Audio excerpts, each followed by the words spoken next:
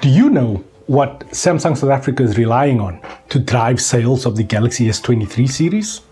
36-month network carrier contracts. I'm not even joking. At the local launch, Samsung representatives got up on stage and said that they are predicting 2-digit percentage growth from these predatory pricing contracts. And these are 3-year contracts on devices that get updated and replaced annually. So if you look at the S23 suite of devices, S23, which is the lower one, the Plus and the Ultra, there's not a lot of change from last year's devices, the S22s, and there's not a hell of a lot visually that is separating them from the legion of A-series devices that are in market already.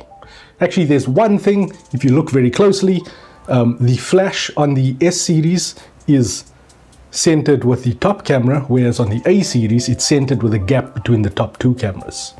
Pro tip. Talking about the cameras on the S23, it's fine. It's about as good as you can expect. But of course it is.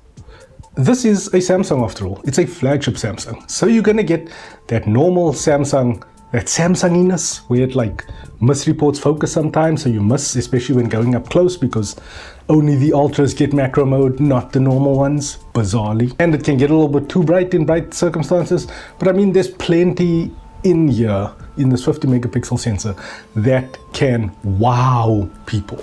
Like, it's a 21,000 Rand phone that is totally capable of wowing you now and again in great conditions. Because it's a Samsung flagship, it has the best portrait mode in the game. It's the same tiny 10 megapixel telephoto, but at least it's a proper 3x telephoto, not like S21 when it was like lying to you. The 12 megapixel ultra wide remains unchanged from when they adopted 12 megapixel ultra wide cameras. It's a 50 megapixel camera on the main sensor. It's not the biggest, and it's an ISOCELL sensor, so it is what it is. At least the front camera gets a 12 megapixel sensor too. Just closing off on the camera stuff, Samsung is becoming the most Sony that it's ever been, where it makes the bulk of its components itself, but when it sells to third-party vendors, those vendors actually do a better job with it. So the 50 megapixel sensor, that gets done better in like the Xiaomi's that are using it. It's being used widely in the Android world, and other manufacturers are doing better jobs with it. It's not the best at anything, but it's firmly in the top 3. It only lies to you once. That's when you are taking full res images, because that's not how quad Bayer sensors work. This one is burning down quite a bit to 12 megapixel stills. So again, it is what it is, man. Like, just put in the 12 megapixels and you'll be happy. But you're not spending 21,000 Rand on a phone for its camera.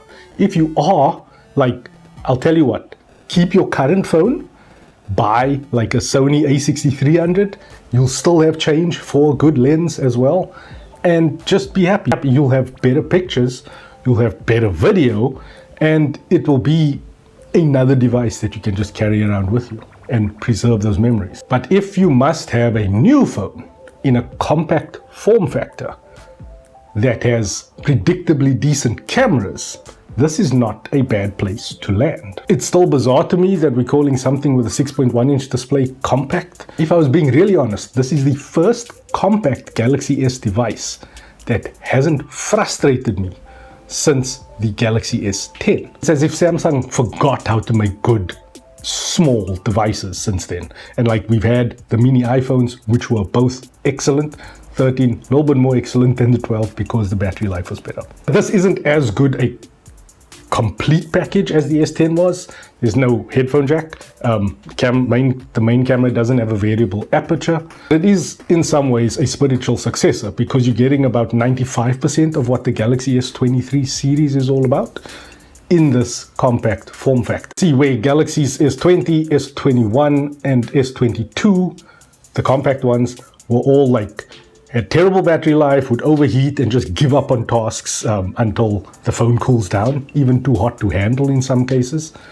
This one chews through everything you throw at it. Much of that comes down to the processor that's inside here, which is the Qualcomm Snapdragon 8 Gen 2 for Galaxy. The for Galaxy bit is a hangover from the Exynos days where they used to use that big core, that high performance core, and then they just clock it higher than everything else that was on the market at the time. So that used to be a downside for the Exynos processors, but it doesn't seem to be that much of a burden on this device. It's that Snapdragon power and efficiency in this new generation of chips that makes this a joy of a device.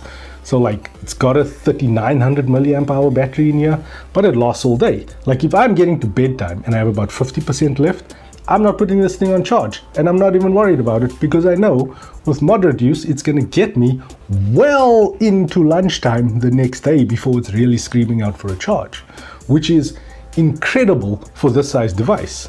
4 hours of screen time used to be the hard limit for the big Galaxy S's. So S10 Plus, S20 Ultra, S21 Ultra, S22 Ultra even, all used to die at about 4.5 hours of screen time.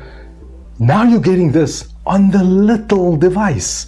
You're getting all of that in the little device, which is incredible. The other thing you're spending your 21,000 Rand on is the Galaxy ecosystem. Hear me out. These are the Galaxy Buds 2 Pro. These are the best sounding true wireless buds on the market that I have heard. I own a pair of Sony WF-1000 XM4s, so I can say this. Yes, the Sonys have better mic quality, better battery life, better noise cancelling, and LDAC, which is their high-res codec, which can be used across a wider range of devices. But from an audio perspective, they do not have a patch on the Harman target richness of the Buds 2 Pro. And if you want to unlock all that 360 head tracking stuff and the Dolby spatial audio stuff, you're going to have to get a Galaxy S. And currently, the S23 is the newest of the Galaxy S's, and it has the most forward-facing features. So when Bluetooth LE audio comes in, this is gonna have it. Older devices, maybe not so. But don't get me wrong, the noise cancelling and mic quality on these are truly trash. But it's worth it for the sound quality, especially if you're using a high quality streaming service like Apple Music, where you can get lossless audio and transmit it over the scalable codec at high resolution. While I don't agree with the pricing, the Galaxy S series still remains the most complete Android flagship experience you can buy in South Africa. And it's the gateway to a really good ecosystem of devices. And you're getting Samsung DeX, which to me is still incredible that other Android manufacturers haven't leaned into these desktop modes of productivity to unlock the power that is in here. You want a full-fledged computer in a pinch? Just bring a screen, a keyboard, a mouse, plug this thing in, and you have a desktop experience. Motorola and Huawei do offer similar types of things. Motorola is a little bit more polished, but in South Africa, DeX is the best you're gonna get for that full Google-powered Android experience. And I don't understand why people are dropping 21K on a device and not making use of these powerful features. With the S23, Samsung has restored the Galaxy S to something that I can recommend to people without a second thought. I used to say, just get the Ultra, everything else is trash. This time, get the S23, man. And if you want the Ultra, get the S22 Ultra. And this device saves one person from getting bullied into buying a horrible folding phone.